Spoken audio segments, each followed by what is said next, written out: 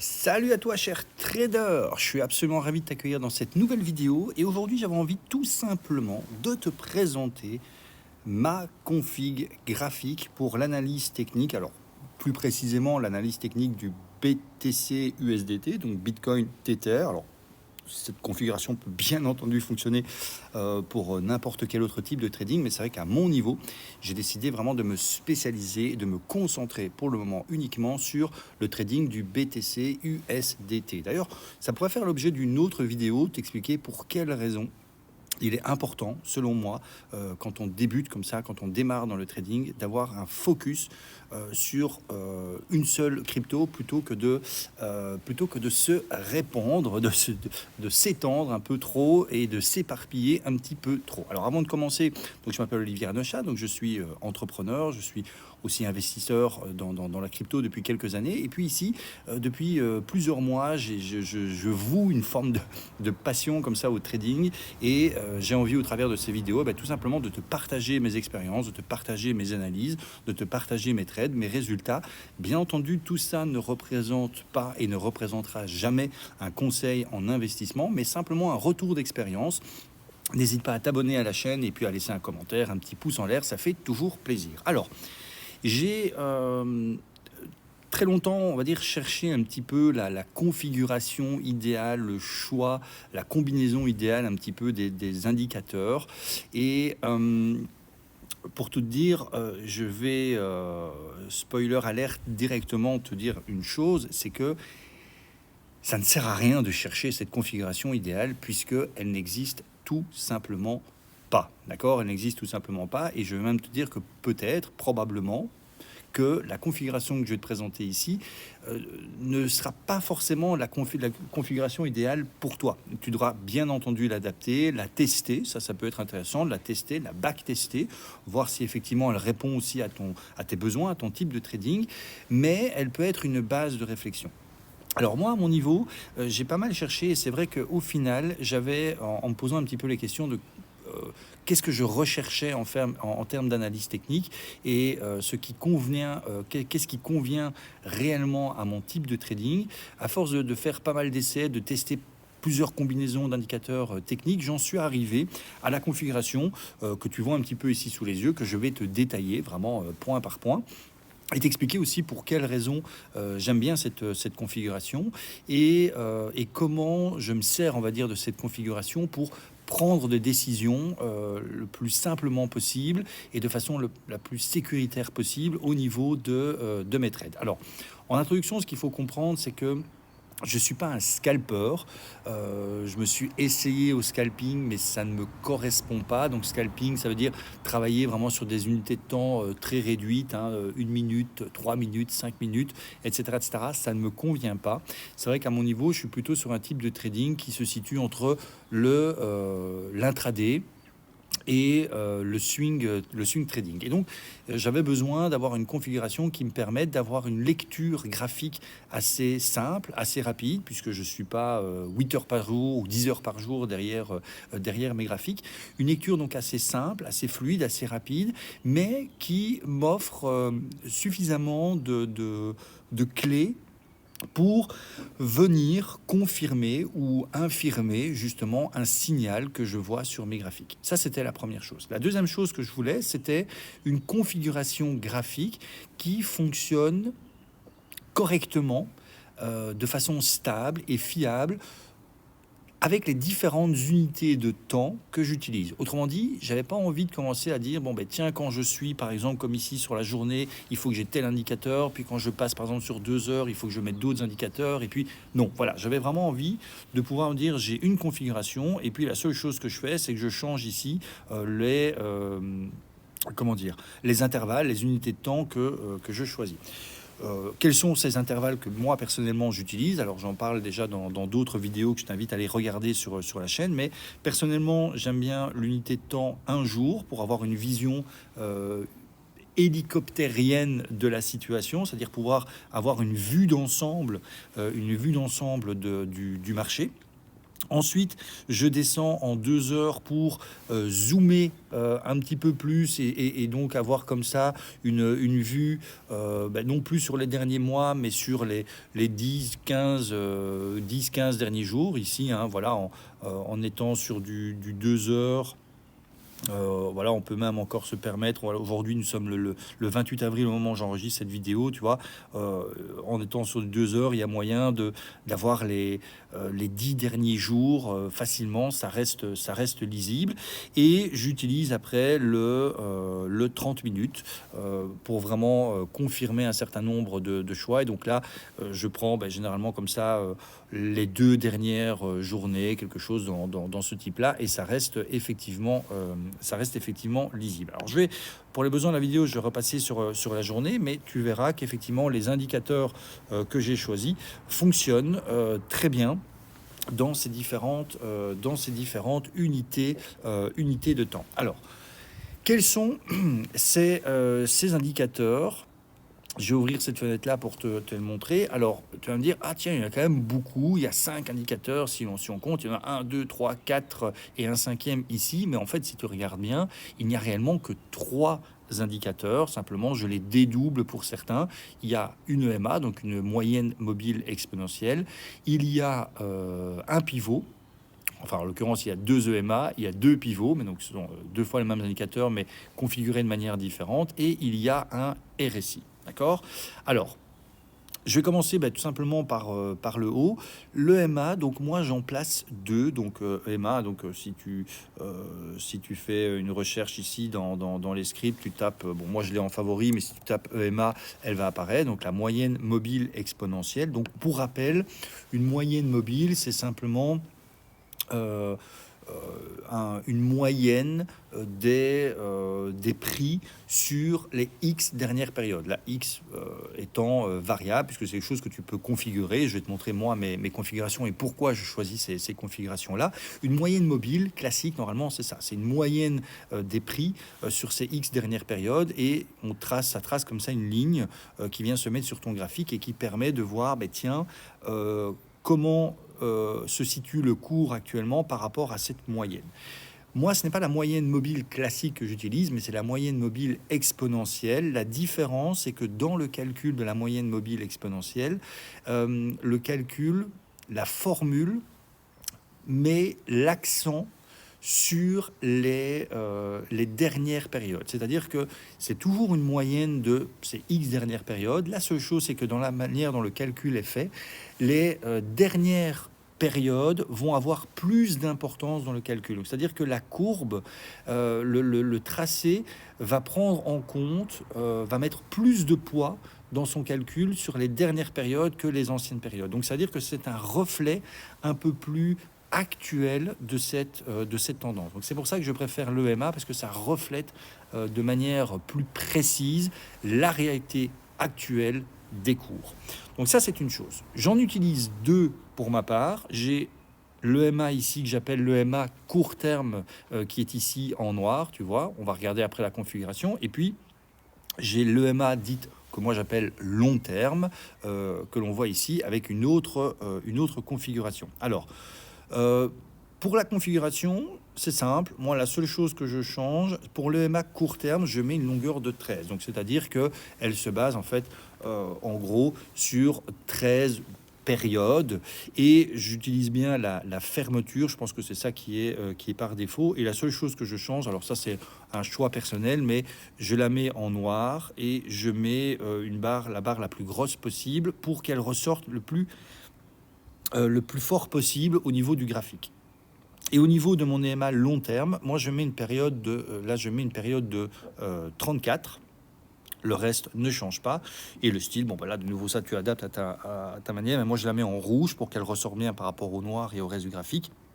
Et je la mets un peu moins grosse, mais je la mets quand même à 2. Alors, pourquoi j'utilise ces 2 moyennes mobiles et ces 2 unités de temps quelque part, enfin ces 2 périodes différentes?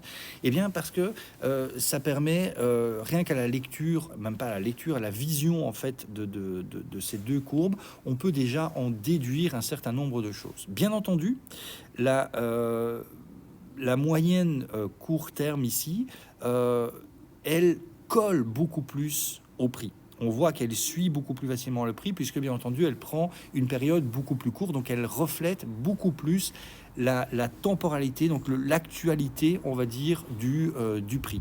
Et donc ça permet simplement de voir, ok, est-ce qu'on est bien plus en haussier, est-ce qu'on est plus dans un baissier, comment se comporte le prix actuellement par rapport à cette moyenne qui est relativement courte. À quoi ça sert?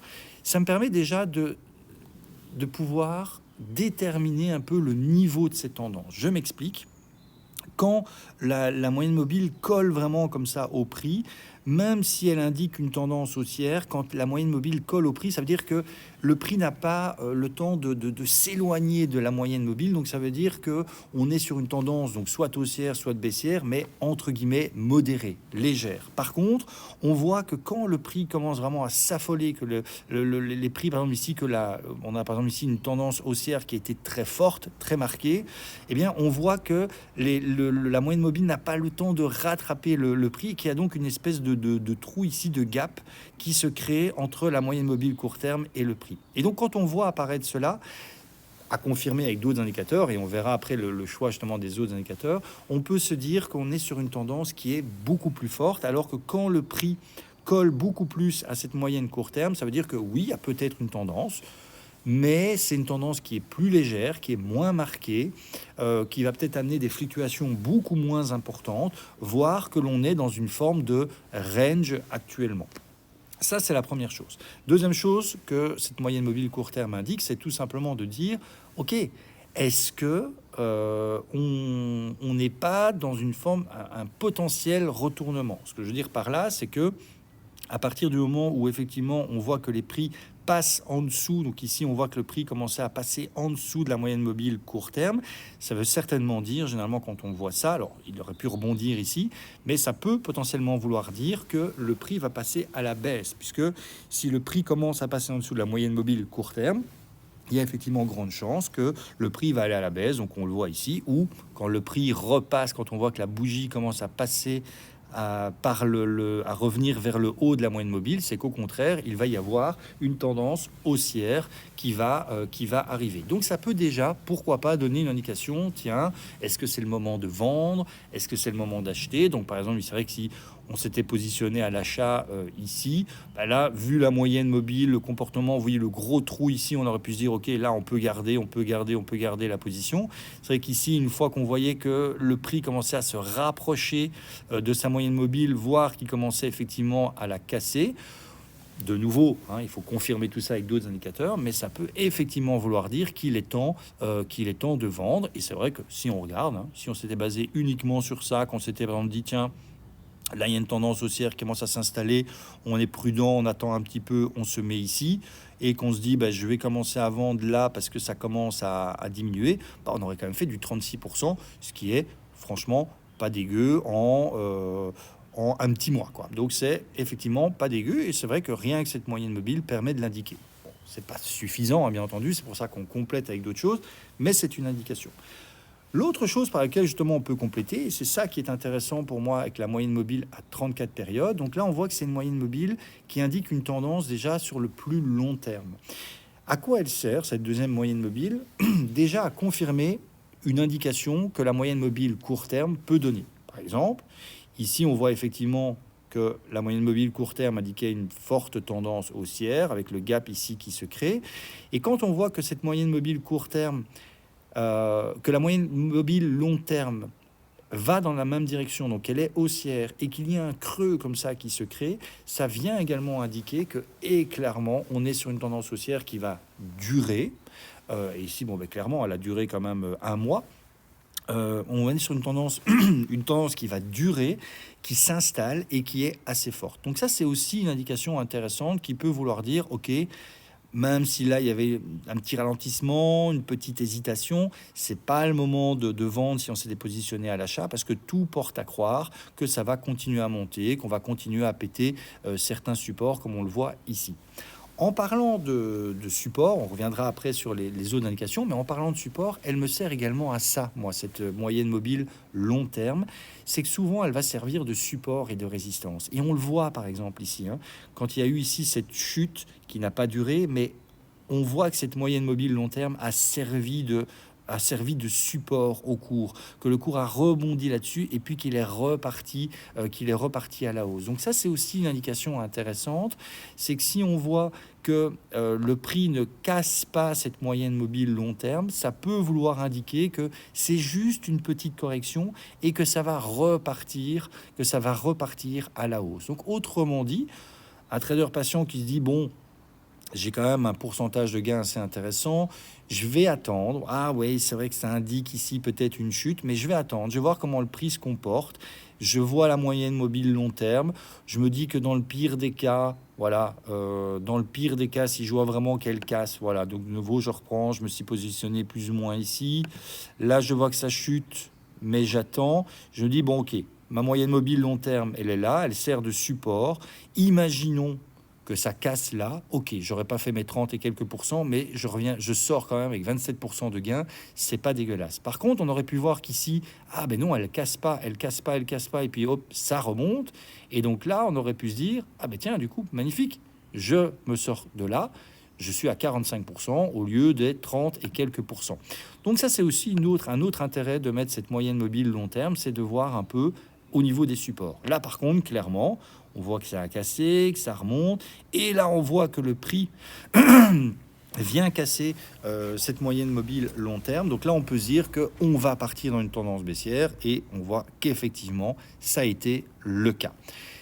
C'est une autre lecture que l'on peut faire avec le croisement de ces deux moyennes mobiles, c'est que quand on voit que le court terme vient casser comme ça par le haut, donc descend en dessous de la long terme, c'est qu'il y a souvent une tendance baissière qui va s'installer. Et à l'inverse, quand la moyenne mobile court terme vient casser comme ça par le bas, donc elle va vers le haut de sa moyenne mobile long terme, c'est qu'il y a une tendance haussière qui va certainement s'installer. Donc ça, ce sont les deux, l'indicateur mais dédoublé que j'utilise et qui permet déjà d'avoir une très bonne lecture, très simple, mais une très bonne lecture en combinaison, on va dire, de ces indicateurs. Alors, de ces bougies. Bougie Heikin Ashi, je ne t'en parle pas plus longuement ici. J'ai fait une vidéo complète sur ces bougies Heikin Ashi qui explique pourquoi j'utilise ces bougies Heikin Ashi et plus les chandeliers japonais traditionnels, comment les interpréter, pourquoi c'est beaucoup plus simple d'interpréter ces bougies pour déterminer une tendance. Je te laisse aller voir cette vidéo au niveau de ma chaîne. Ensuite, si on continue, qu'est-ce que l'on voit? On voit les pivots. Donc là, pareil, hein, si tu vas dans les indicateurs, tu tapes, voilà, tout simplement pivot. Tu prends point pivot standard et tu vas avoir comme ça des choses ainsi qui apparaissent. Alors là, pareil, j'en mets deux. Je vais prendre le premier. Alors chez moi, les premiers, c'est ceux qui apparaissent le mieux ici en orange. Qui apparaissent ici en orange et en gros, et le deuxième, celui qui est ici, donc tu vois que le premier c'est monthly, le deuxième c'est weekly. Alors le principe des pivots c'est quoi? C'est qu'en fait sur base de l'analyse des prix, alors ça justement tu le configures et je vais te montrer un peu la configuration. Donc dans ce cas-ci, par exemple, c'est sur base de l'analyse des prix du mois. Il y a comme ça des supports automatiques, des lignes comme ça qui vont de support ou de résistance qui vont apparaître. Et en fait, ce pivot permet de dire quoi? De dire, ben, ok, par rapport à l'analyse des prix, le point pivot, donc le point entre guillemets où le prix peut basculer soit vers le haut, soit vers le bas. Donc en gros, si le prix vient casser comme ça ce point pivot, ça va indiquer que le prix va certainement descendre. Au contraire, si le pivot est cassé vers le haut, c'est que le prix va certainement aller en haut. Donc ça, c'est une première indication que le pivot indique. La deuxième indication qui est intéressante, c'est qu'il vient tracer lui-même différentes lignes. C'est-à-dire que sur base de l'analyse des prix précédents, il peut dire, ok, si le prix, on va prendre le cas ici, monte, passe le point pivot, donc ici on voit qu'il a passé le point pivot, donc il est parti vers une hausse, d'accord? Eh bien, ça peut indiquer, ok, jusqu'où il va pouvoir monter ce prix. Eh bien, il y a un premier niveau de résistance ici qui apparaît et il te le note à 29 313 €. Et quand tu regardes, généralement, ce sont des calculs qui sont très bons. Donc, on voit effectivement que ce prix a travaillé ici, qu'il a rangé et et actuellement d'ailleurs qu'il travaille beaucoup sur ces deux points de résistance. Donc ça veut dire que pour pouvoir te positionner à l'achat ou à la vente, ce sont des indications intéressantes de dire, bon ben tiens, Si ça vient casser, ça veut dire que ça peut venir monter. Pourquoi pas mettre un premier objectif à ce moment-là? Imaginons, je sais pas, on se positionne quelque part ici, voilà, on voit que ça casse ici, donc on se positionne juste là. On pourrait dire, bon ben ok, je pourrais venir mettre un premier objectif, par exemple là, et si à l'inverse il part vers le bas, ben, jusqu'où il pourrait descendre. Donc ça donne des résistances et des supports calculés sur base des précédents prix. Généralement, les pivots calculés sur le mois sont vraiment des supports et des résistances sur lesquels on peut se fier. Donc on sait que ce sont vraiment des supports et des résistances sur lesquels les prix, sur lesquels les acheteurs et les vendeurs vont pas mal se battre. Et donc quand tu dois te positionner, c'est toujours intéressant de te positionner par rapport à ça. Moi, je rajoute un deuxième pivot qui est lui hebdomadaire. Je te montrerai la configuration exacte après. Parce que à mon niveau, quand je place vraiment mes ordres de trading, généralement je place mes ordres de trading sur une unité de temps de 2 heures ou éventuellement même une unité de temps de 30 minutes. Et donc c'est intéressant de pouvoir avoir un pivot calculé plutôt sur les prix à la semaine pour avoir une vue plus claire. Je te donne un exemple, hein, si je passe maintenant sur du 30 minutes, voilà, hop, donc tu te rappelles, les oranges, c'est le mois, les mauves, c'est la semaine. Ben oui, on voit qu'effectivement, le pivot, enfin les supports et résistances du pivot mensuel sont toujours intéressantes à regarder, mais on voit aussi qu'actuellement, on a pas mal rangé, voilà, sur les pivots et les supports et les résistances du pivot hebdomadaire. Et donc là, ça donne effectivement des opportunités de trade intéressantes. Clairement, quand on voit ici, on peut effectivement se dire, bah tiens, si le prix à un moment donné rebondit ici et repart, il y a potentiellement un objectif que l'on peut aller chercher, ici. Donc, pour positionner ces trades, c'est quelque chose qui peut être très intéressant. Je vais repasser sur la journée. Hop, je te fais naviguer entre les différentes unités de temps. Comment on le configure? Très simple, une fois que tu l'as installé, donc tu le mets 2 fois, hein, donc tu fais 2 fois l'ajout du pivot comme cela. Le premier, je le configure comment? En paramètres d'entrée. Alors moi, je choisis plutôt le Fibonacci, puisque les niveaux Fibonacci sont souvent ceux qui sont utilisés par la majorité des traders. Donc, c'est-à-dire que les supports et les résistances qui sont calculés sur base de Fibonacci sont souvent, autoréalisateurs, puisqu'il y a beaucoup de traders qui vont l'utiliser. Donc, on sait que c'est intéressant d'utiliser ce calcul-là. Le time frame, je mets 1 mois. Je mets qu'il m'indique seulement un seul pivot, donc pour le mois en cours. Je positionne les étiquettes à droite. Pour moi, c'est plus visible. Tu peux le mettre à gauche, mais généralement, c'est plus visible à droite. Je mets une taille de ligne à 4 pour qu'elle ressorte fort. Et là, je mets tout en orange. D'accord, voilà. On pourrait éventuellement mettre le point pivot dans une autre couleur, mais moi, je préfère laisser tout en orange. C'est tout. Et pour l'hebdomadaire, tout pareil, sauf que là, c'est weekly. D'accord, tout le reste, c'est pareil. Et je mets une taille de 2 pour que ce soit un peu plus fin, pour distinguer. Et je mets une couleur mauve pour que la différence soit bien visible entre le mauve et l'orange. C'est tout. Dernier indicateur que j'utilise, c'est le RSI. Et là, pour le coup, je laisse la configuration de base, fermeture, 14, d'accord. Et je retire simplement cette ligne-ci qui ne sert pas à grand-chose, d'accord. Et oui, ici la couleur, je ne change rien. Je pense juste que... Oui, voilà, cette ligne ici, au lieu de la mettre, donc la ligne de milieu de 50, je la mets simplement en ligne droite, au lieu d'avoir des traits comme ça, pour qu'elle ressorte beaucoup plus au niveau du graphique. Alors, le RSI, c'est quoi? Le RSI, un petit peu, ça donne la tendance, une tendance générale, enfin dire au niveau des cours. Et donc, ça permet...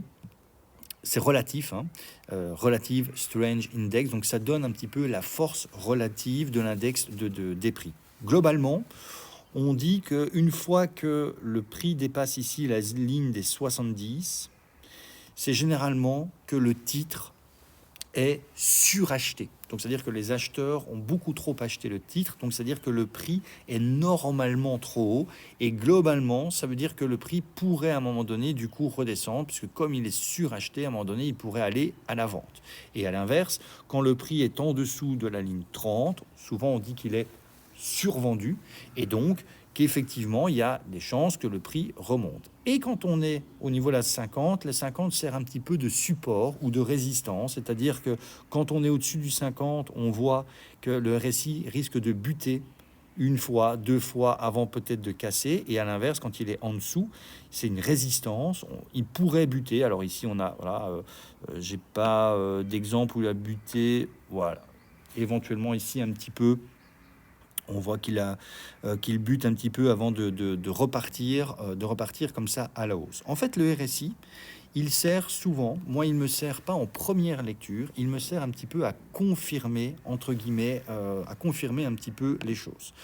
Je m'explique, je vais passer pour ça sur le graphique 30 minutes, ce sera un peu plus lisible. Voilà. Ici par exemple, non, je pense, pardon, celui 2 heures, voilà. Ici, sur celui de 2 heures, on le voit en fait, on dit tiens, il y a eu une forte hausse, et on voit ici, hein, pouf, le RSI a cassé les 50, il est parti en hausse, il est redescendu, il a essayé de taper un petit peu, et puis il est revenu un petit peu ici au-dessus. Et moi, toi, j'ai tracé 2 lignes de tendance, on voit clairement que là, pour l'instant, il range. Et ce qui est intéressant, c'est de se dire, bon, si on lit ici un petit peu le graphique, de nouveau, je te laisserai aller voir la vidéo où j'explique tous les détails de ces bougies à Ikinashi. Mais on pourrait se dire, tiens, il y a des renversements de tendance, donc peut-être que ça va bien partir à la hausse. Ah là, il y a des renversements de tendance, ça va peut-être bien repartir à la baisse. Comment savoir si on va vraiment repartir à la hausse, si on va vraiment repartir à la baisse, ou si on est dans un range? Mais c'est une des choses que le RSI peut indiquer. Ici, on voit clairement qu'on est dans une phase un petit peu d'indécision. Donc, c'est-à-dire que ce n'est pas le moment de prendre position, parce qu'on ne sait pas vraiment dire si ça va partir vers la hausse ou vers le bas, ou à la baisse. C'est-à-dire qu'il là, il faut attendre de voir est-ce que le RSI va continuer à ranger, est-ce qu'à un moment donné, il va retaper ici et va marquer vraiment une tendance à partir vers le bas, ou est-ce qu'il va casser, comme on le voit un petit peu ici, c'est très léger, casser et puis simplement venir remonter, ou est-ce qu'il va franchement casser vers le bas, ou est-ce qu'il va franchement casser vers le haut, ce qui pourrait à ce moment-là donner vraiment une indication de tendance claire. Donc le RSI sert à ça. Il peut indiquer aussi un petit peu les derniers plus hauts. Donc on voit ici que tiens, là le RSI, si on regarde un petit peu, hop, là le RSI a fait un dernier plus haut ici.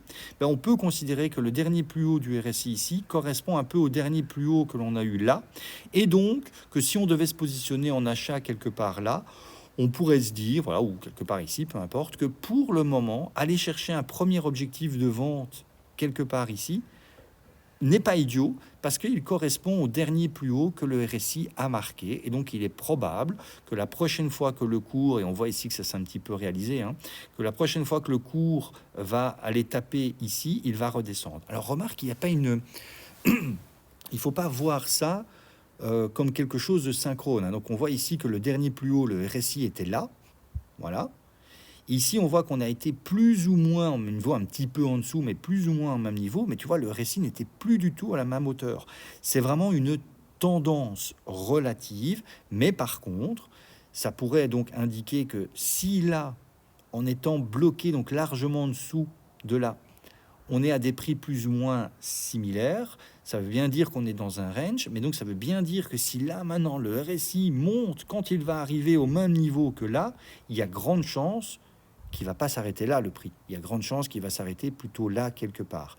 Donc ça veut dire quoi? Juste, alors, le but de ces vidéos n'est pas de faire une analyse du graphique, ça je fais d'autres vidéos pour ça, mais ça voudrait dire que si on voit que le RSI monte et casse vraiment cette ligne de tendance, et en même temps, c'est son niveau 70, le casse franchement, ça voudrait certainement dire que si on s'est positionné en achat, si on se positionne en achat en disant ok, on a des signes indicateurs qui montrent que qu'on repart bien à la hausse, on pourrait aller chercher un objectif qui sera beaucoup plus haut que celui qui est ici. Voilà. Je vais m'arrêter ici pour cette vidéo. Le but, tu vois, c'est vraiment de te présenter moi ma configuration. pour moi, clairement, je trouve qu'elle est suffisante, qu'il n'y a pas besoin de s'encombrer d'autres indicateurs pour pouvoir avoir une lecture technique, graphique, simple et pertinente. Elle me convient personnellement, je ne dis pas qu'elle va te convenir à toi, mais si aujourd'hui tu te cherches encore un petit peu, que tu as peut-être tendance à être un petit peu trop fouillis dans tes indicateurs, je te dirais juste, teste-la.